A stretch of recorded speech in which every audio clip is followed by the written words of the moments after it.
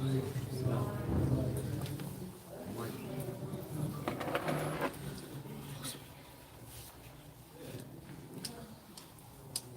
أكبر الله أكبر الله أكبر الله أكبر أشهد أن لا إله إلا الله أشهد أن لا إله إلا الله أشهد أن محمدًا رسول الله أشهد أن محمدًا رسول الله حي على الصلاة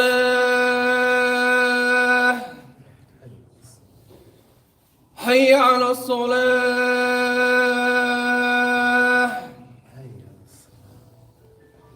حي على الفلاح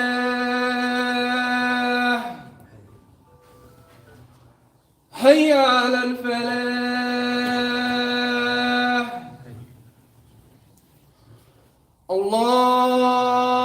الله أكبر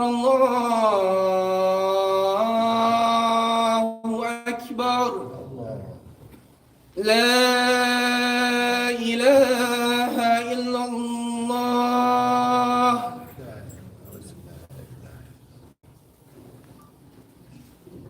إن الحمد لله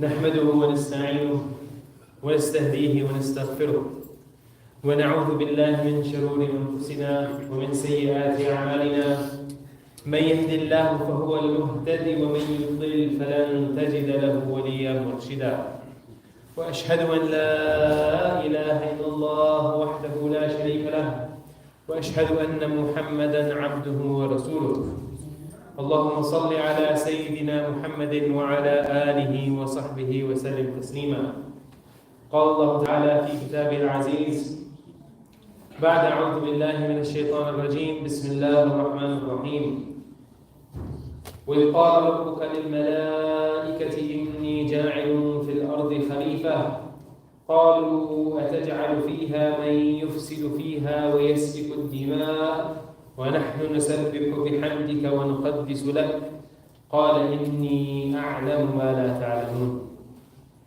In the name of Allah, the most gracious, the most merciful, all praise is due to Allah Azza wa Jal, Lord of the worlds, and we ask Him to send His greatest peace and blessings upon our beloved Prophet Muhammad sallallahu alayhi wasallam, and upon his family, and upon his companions, and upon all the believers until the day of Judgment, Ya Rabbil Alameen. Sometimes we find ourselves questioning Allah's decree. It might be something you like to say publicly, but it's something you might feel inside you. Why is it this thing is happening? Why is it thousands upon thousands of people are being massacred in a genocide in Gaza right now? Why is it that Allah Azza wa Jal prohibits us from taking interest? Why? And as Muslims we submit. In fact, the root word of Islam comes from salama, which in its meanings is to submit, entails submission. When someone salama nafsa, it's to be submissive, to give in to what has been required of you. But there's no denying that there will come a time in your life when you are following what Allah has told you, but there is a dissonance between understanding why you are doing it and between practicing it. Allah Azza wa Jal describes in the Quran a conversation that took place between Him and the angels. Now, as some preliminaries that's important to understand is that angels themselves are infallible. They're incapable of sin. That does not mean they are robots which process things correctly in the way they've been programmed, but rather they have the rational faculty to process and understand things, but they will always choose the option that's correct. That's how they've been designed, that's how they've been created. So, when you understand that conversation, or rather you understand that context, the conversation becomes much more fascinating. Allah Azza wa Jal calls upon the angels, telling them, remember when your Lord said to the angels, I am going to place an authority on earth, a successive authority on earth. The angels, being who they were, are infallible. They can't disobey Allah Azza wa Jal. But they do have the rational faculty. And in that we understand how a positive engagement between our mind and our heart and our soul should function. Because they demonstrate what we can and cannot do. The angels didn't suddenly respond by saying, perfect, let's go ahead and do what you need to do.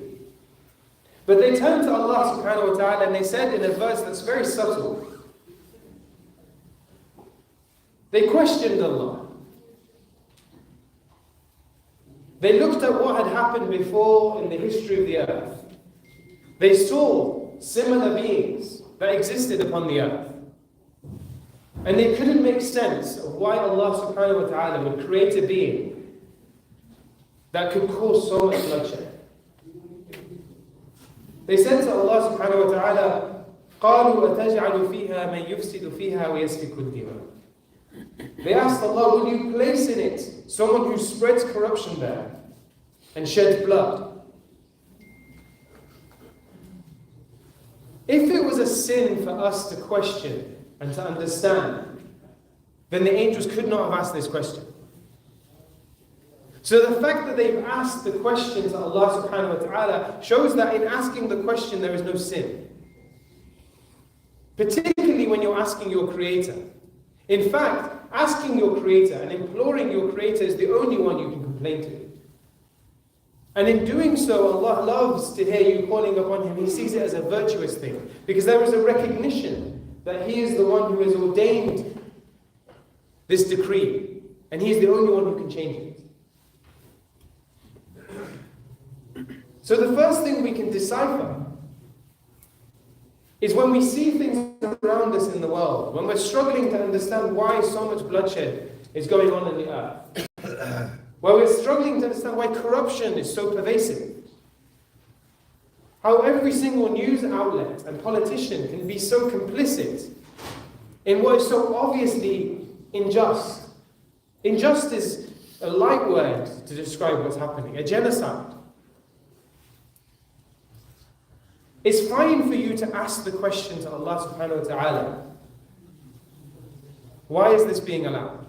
Because in asking a question, it triggers the first steps towards change, the first steps towards action. If you refuse to engage with the question, if you refuse to ask the question, what you're telling yourself and others is that this isn't something that needs to be addressed. The famous story of the emperor has no clothes on. All those around him saw that he was naked on his throne, but would not say anything because he's the emperor. Until a child entered the room and he laughed and he says, he has no clothes on. Until you ask the question and acknowledge the point, no further sequences can happen. The fact that the angels are willing to ask Allah subhanahu wa ta'ala, not just understanding what's happening, but very specifically understanding why Allah has decreed it. There's one thing about asking, why is it that the wind is blowing? There's another thing about asking why a person has the fan on. One is asking the person who caused the effect, whereas the other one is just incidentally asking about and understanding the world. The angels didn't just simply say this is something these people will do, but rather they're asking the one who has ordained the creation of these beings who will go on to create bloodshed. And they've seen all empirical evidence. People beforehand had done exactly the same thing. What is the logic and the reason behind this? But the angels didn't finish there. They said a sentence which I feel is often misunderstood. They said, وَنَحْنُ نُسَبِّحُ بِحَمْدِكَ وَنُقَدِّسُ لَكَ. Now the way that this is often understood, I wouldn't say translated, the way that it's often understood is that the angels then go on to say, and we praise you, and we proclaim your holiness. When you hear this sentence, it seems to be saying that the angels are stating of themselves, we're perfect, make more of us and less of them, because we're going to be the ones that are praising you, and we're going to be the ones that are obeying you and worshipping you. That's how most people understand this verse. Until recently, I heard a different understanding of this, a different tafsir. The word tasbih and taqdees come in very specific contexts in the Quran. And when the angels state these statements, they often state them with a very specific objective. And I'm going to use a different context to understand it. When a person or your child comes to you, asking you for money, or asking you for a favor, what often happens surrounding that conversation? You praise the person, you elevate the person, you don't question their judgment, because you know that they want something from you. When your teacher or someone you respect makes a decision that you feel is incorrect, let's say they wanted to go out, and it's raining and it's cold, and you wanted to advise them otherwise. You say, look, I know that you want to go out, and I know that you have really sound reasoning, but perhaps this other course of action is better. When the angels are saying, وَنَحْنُ نُسَبِّحُ بِحَمْدِكَ وَنُقَدِّسُ لَكَ, and whilst we are glorifying you and praising you, what they're doing is they're stating the intention from where this question is coming from. They're saying, we are questioning you, i.e. we are asking the question, but we are not questioning you in saying that you don't know what is best for you. We're just simply trying to understand this. And tasbih and taqdees specifically is when you elevate someone. When you do tasbih to someone, you're saying that person is elevated in their state, and taqdees is to make them holy, i.e. they're incapable of making sin, they're incapable of doing something wrong. They are greater than you. I.e., what the angels are saying in this instance is they're asking a question, but they're very quickly trying to say, we're not asking this from a place where we don't believe in you, where we think you're doing something wrong, where we're questioning your ill intent, but we're asking this from a place of trying to understand. We know from the very nature of taqdees that Allah subhanahu wa ta'ala is going to always make the best decision. He's always going to do what is correct. And we are asking this to try and understand that. It's a very subtle difference, and it's a beautiful translation and a nuance to the verse, but it opens up a further avenue of understanding how we have to interact with the world. When we're looking at Gaza, and we're looking at China, and we're looking at Yemen, and we're looking, the list goes on. What's the latest flavor of today's massacre? We can ask Allah subhanahu wa ta'ala, when is the victory coming? Why is this being allowed to happen? But we do that from a place of understanding, not from a place of saying to Allah subhanahu wa ta'ala that He's not bothered, ma'adhu billah, or that He doesn't care, ma'adhu billah. Because that line of questioning is what the shaitan questioned, and we'll come to that in a minute. When you begin to think that your decision-making process is better than that of God. But the way the angels did it is they asked it from a place of understanding, and even the phrasing of how they asked the question indicates what was going on in their rationale. So just to recap, it's very common to be able to have a situation where you obey Allah subhanahu wa ta'ala, but your mind doesn't quite sit right with your heart. You will do it unquestioningly, you will do it always. It could be something like praying 5 times a day. It could be something like this that we're seeing. It could be anything. And we have no question that what Allah subhanahu wa ta'ala is correct and that we will obey Him. But what we're trying to do is understand how do we make sense of the questions that come to our minds and with the practice that we choose with our hearts. The angels are infallible. They're incapable of doing sin. But they are rational beings. So if we study them, we'll understand how a rational being can always make the right choice. Or rather, how we can make the right choice as a rational being. Allah creates this archetype. In doing this study carefully on how they asked the question, that they did ask the question, it gives us a scope of where the parameters lie. Now, interestingly, in this story there is another being, formerly described as an angel, of the ranks of the angel, but he was not from the angels, he was a jinn. Which shows that we can go from the highest to the lowest in an instant. One of the characteristic things about Iblis in this story, perhaps the most characteristic thing in this story, is that he did not ask a question. Allah asked him a question. And it only manifested after being penned up and penned up and penned up, that Allah asked them all to prostrate to Adam and he refused. So we see in the example of the angels that asking a question is perfectly fine. And we see in the example of Iblis that ignoring your questions can be the downfall. He refused to ask Allah subhanahu wa ta'ala his rationale, his logic behind why he created Adam. He felt he was better than him. And he refused to acknowledge what Allah had placed sacred within the human being. And his lack of engagement, his lack of education, his unwillingness to discuss is precisely the thing that first manifested when he refused to obey Allah subhanahu wa ta'ala. His first statement, قَالَ أَنَا خَيْرٌ مِّنْهُ, I am better than him. خَلَقْتَنِي مِنْ نَارٍ وَخَلَقْتَهُ مِنْ طِينٍ. I've been created in this way, and he's been created in that way. I've been made from fire, he's been made from clay.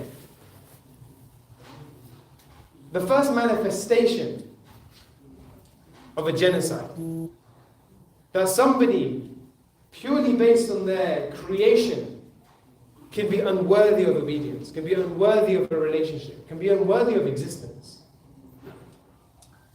And we can begin to understand from the very first instance, from the very first instance of the creation of our Father, how the role between shaitan and Adam, shaitan and human beings is going to pan out. What's fascinating is when Allah subhanahu wa ta'ala orders for the angels to prostrate to Adam alayhi salam, there is a part, فَإِذَا سَوَّيْتُهُ وَنَفَخْتُ فِيهِ مِنْ رُوحِي فَقَعُوا لَهُ سَاجِدِينَ.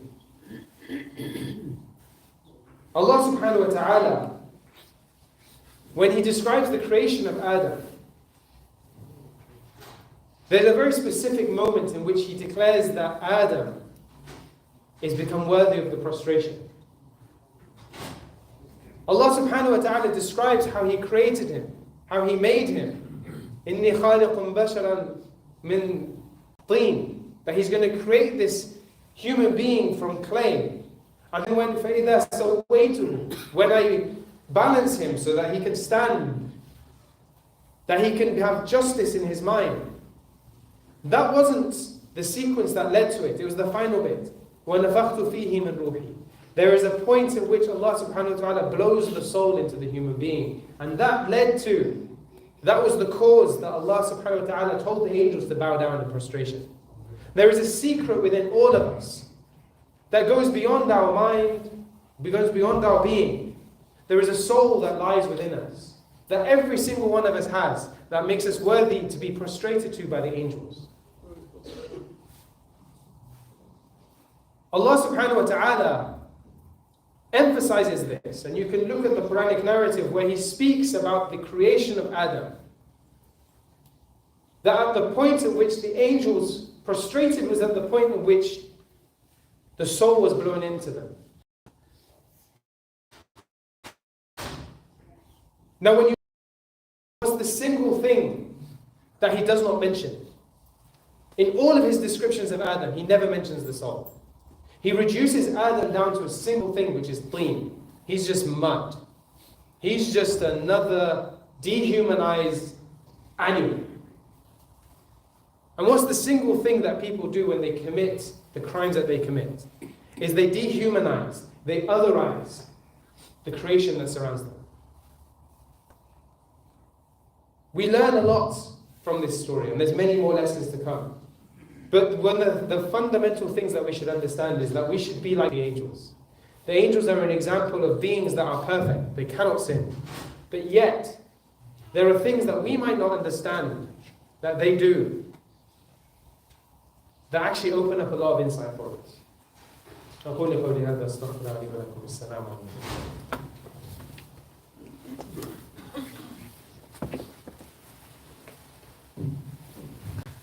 إن الحمد لله نحمده ونستعينه ونستهديه ونستغفره ونعوذ بالله من شرور أنفسنا ومن سيئات أعمالنا من يهد الله فهو المهتدي ومن يضلل فلن تجد له وليا مرشدا وأشهد أن لا إله إلا الله وحده لا شريك له وأشهد أن محمدا عبده ورسوله اللهم صل على سيدنا محمد وعلى آله وصحبه وسلم تسليما اللهم اغفر للمؤمنين والمؤمنات والمسلمين والمسلمات الأحياء منهم والأموات إنك سميع مجيب الدعوات. Oh Allah, we ask you to see what is truth as truth and to follow the best of it. And oh Allah, we ask you to see what is false as false and to avert it. Ya Rabbal Alameen. وصلى الله على سيدنا محمد وعلى آله وصحبه وسلم. Just a quick moment before you stand in Allah. Assalamu alaikum. Jazakumullah khair. There's a lot of problems that Allah made dua for me. SubhanAllah, we went for a long time, but within 3 months I had 3 urgent. The world is not hanging to it. But I want to mention something which you have been generous with.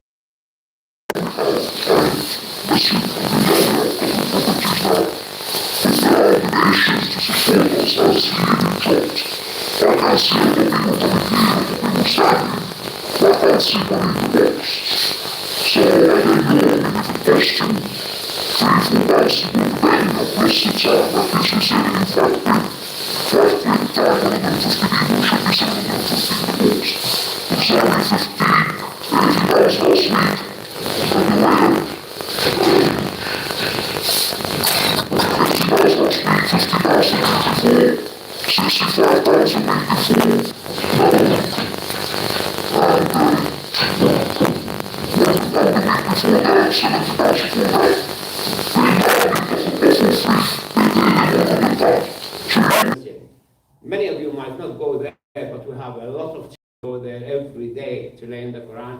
And we have a lot of children come for the youth club, boys, teenagers, girls club, boys, teenagers, girls, and we have the scouts also. We have the Muslim club on Saturdays.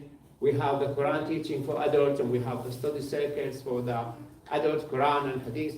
And we have the Sirah function every Sunday as well. A lot of activities which need funding. And we have the Imam, alhamdulillah, now pray 5 times a day.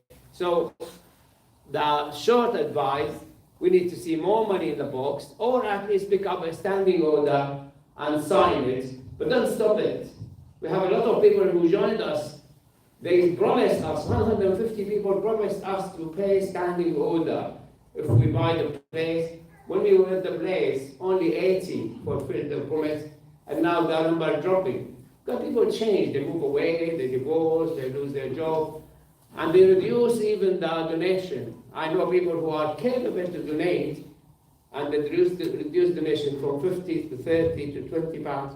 Some reduced it to 2 pounds. So how would you run activities without financial support? So just a quick reminder, and it's up to you. If you want things to carry on, you support it financially. If you don't, so we make intention to pray Asr, inshallah, after the Jumu'ah.